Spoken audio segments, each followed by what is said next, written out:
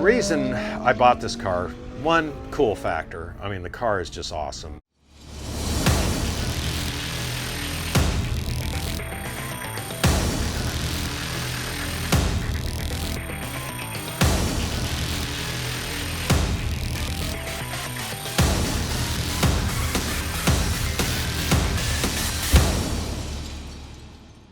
It's a real race car, you know. For the last 6 years, I've been running a street car on street tires in a competitive scenario, and they're just not a race car, you know. They're very fragile. They don't have a lot of grip. The brakes are pretty good because we've worked on that with Wilwood brakes, but this is the real deal. This car is made to run a 24-hour race, so the brakes are extremely robust. The chassis is very robust. The suspension the same way. So it's meant to be driven hard by a pro driver. So, you know, it really makes me feel good that I'm able to extract, you know, a lot of its potential out of the car. You know, it makes me feel good that I'm progressing. Basically, over the radio, you're going to tell me when the tires are up, and then I'm going to give you 1 or 2 burners when the tires are up. We're going to do a mock qualifying here is what we're going to do. Yeah, exactly. Okay. Yeah, it's going to take a good 2 laps to get these things up to temperature for sure. Yeah, definitely. It's the brakes that actually generate more temperature in them than, you know, jack the wheel left and right. So accelerate, decelerate as hard as you can. And get up to speed and do it. Just crank the ABS up a little bit. Okay.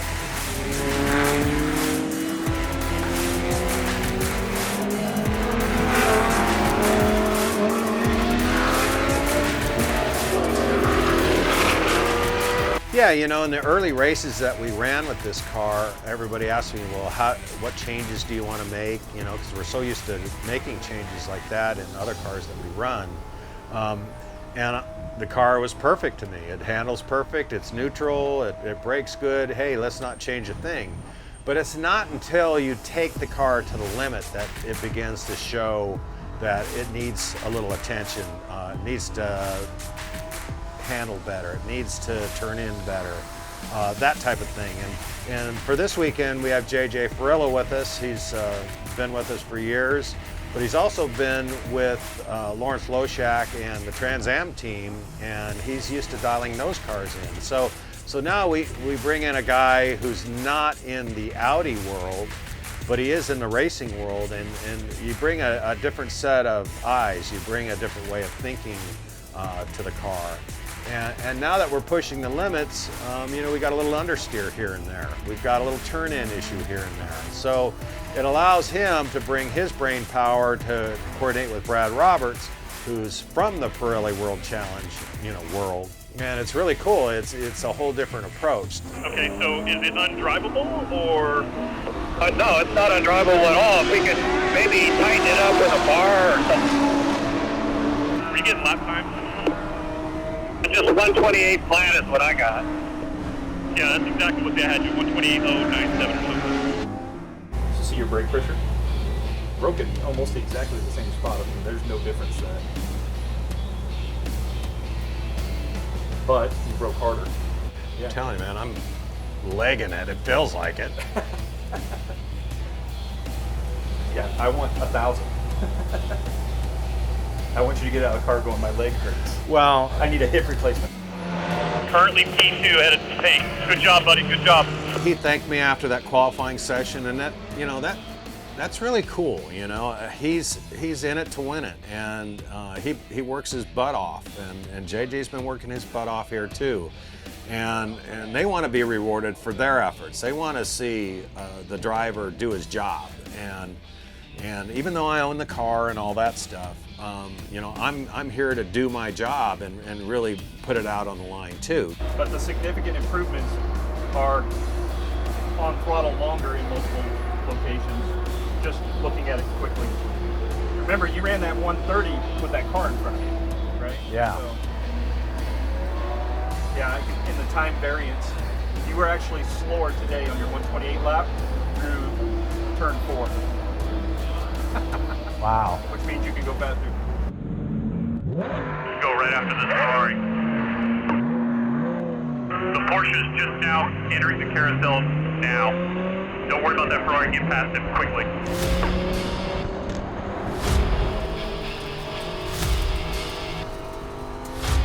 You know, Brad's like, okay, you know, get on it hard, get past that Ferrari and get up to speed. You got a big gap ahead of you, you know, it's perfect.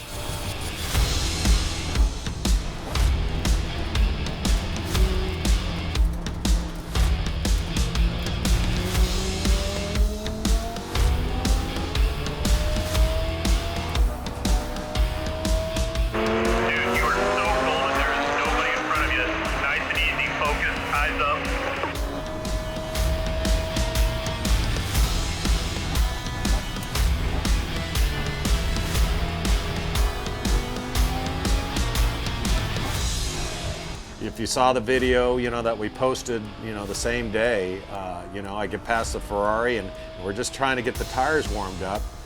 This car understeers really bad when the tires are cold, and you can kind of see that happening. But by the time I got to take my first flyer, we were clicking off times that were pretty decent. You know, the first lap was would have been good enough for second. The second lap definitely was. I had SVRA come up to me and ask me if the car was broken. They said, something wrong? Is the car broken or something? I go, no, we ran 27.0. We're currently P1 in the section. I said, even if we end up P3, I'm okay with that. I go, we're just saving the tires and saving the car. Yeah, I knew the second lap was the good one. And the predictive kept saying 127. It's like, oh man, I want to say 26. And then I go across the line, it's 27, and the predictive on the next one is 26. It's like, oh man. At this point, we're looking for tenths of a second instead of seconds. You know, we ran a 127.0 to qualify second. You know, on Thursday in our first semi-dry session, we ran a 135.7 or something. So, you know, we've improved 8 seconds. You know, from Thursday to now. So that's a lot of time.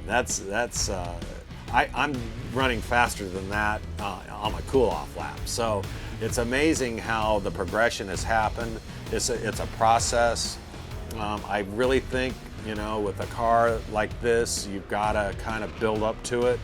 Front row for tomorrow.